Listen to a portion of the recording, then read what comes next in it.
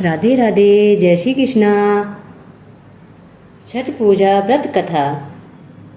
बोलो छठ मैया की जय, सूर्य नारायण भगवान की जय। कार्तिक मास के शुक्ल पक्ष की षष्ठी को सूर्य षष्ठी का व्रत किया जाता है। इसे डाला छठ भी कहते हैं।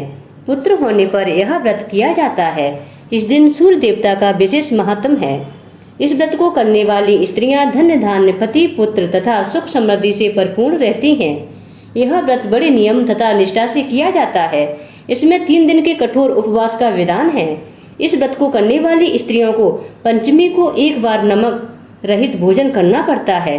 षष्ठी को निर्जल रहकर व्रत करना पड़ता है और षष्ठी के दिन विधिवत पूजा करके अस्त होते हुए सूर्य को अर्घ देते हैं तथा सप्तमी के दिन प्रातः काल नदी या तालाब पर जाकर स्नान करती हैं। सूर्योदय होते ही अर्घ देकर वे जल ग्रहण करके व्रत को खोलती हैं।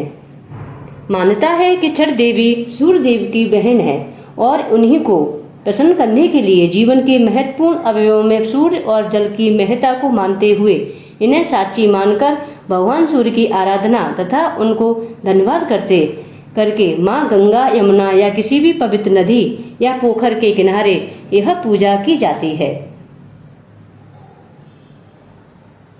कथा है, प्राचीन काल में बिंदुसार तीर्थ में एक महीपाल नाम का वणिक रहता था। वह धर्म कर्म से हीन तथा देवता विरोधी था। एक बार उसने सूर्य भगवान की प्रतिमा के सामने मलमूत्र का त्याग किया, जिसके परिणाम स्वरूप उसके दोनों नेत्रों की ज्योति जाती रही। इसके बाद वह अपने जीवन से उबरकर एक दिन गंगा जी में डूबकर प्राण त्यागने का निश्चय कर लिया। मार्ग में उसकी भेंट महर्षि नारद जी से हो गई। नारद जी ने पूछा, हे भड़िक महाशय, इतनी जल्दी कहाँ जा रहे हो? महिपाल रोते रोते बोला, मेरा जीवन दूभर हो गया है। मैं अपनी जान देने हेतु गंगा में कूदने जा रहा हूँ। मुनि नारद को उस पर दया आ गई और वह बोले, हे अज्ञानी मनुष्य, तू प्राणों का त्याग मत कर। भगवान सूर्य के क्रोध से तुझे यह भुगतना पड़ रहा है। इसलिए तू कार्तिक मास के सूर्य षष्ठी का व्रत रखकर पूजा कर। इससे तेरा दुख और दारिद्र्य मिट जाएगा। वणिक ने ऐसा ही किया तथा सुख समृद्धि पूर्ण दिव्य ज्योति प्राप्त पाकर स्वर्ग का अधिकारी बन गया। उसी समय से इस व्रत का प्रचलन हो गया है।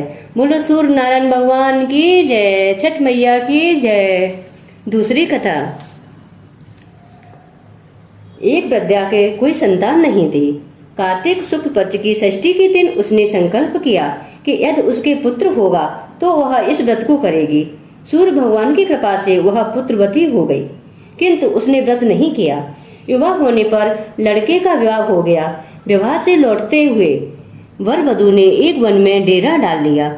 थोड़ी देर बाद बहू ने अपने पति को डेरे में मरा हुआ पाया तो वह बहुत विलाप करने लगी। उसका विलाप सुनकर एक वृद्धा उसके पास आकर बोली, मैं छठ मैया हूँ। तेरी सास सदा मुझे फुलसाती रहती है। अगर संकल्प करके उसने मेरी पूजा नहीं की और न ही मेरा व्रत किया, तेरा विलाप देखकर मैं तेरे पति को जीवित कर देती हूँ। घर जाकर अपनी सास को इसके बारे में बताना कि वह अपने संकल्प को पूरा करे। उसके यह कहते ही लड़का जीवित हो गया और छठ मैया अंतर्ध्यान हो गई। वधू ने घर जाकर सारी बातें सासू माता को बताई। सासू माँ ने अपनी भूल स्वीकार करी और तभी से वह इस समय में व्रत करने लगी। बोलो छठ मैया की जय, सूर्य नारायण भगवान की जय, लक्ष्मी नारायण भगवान की जय। राधे राधे।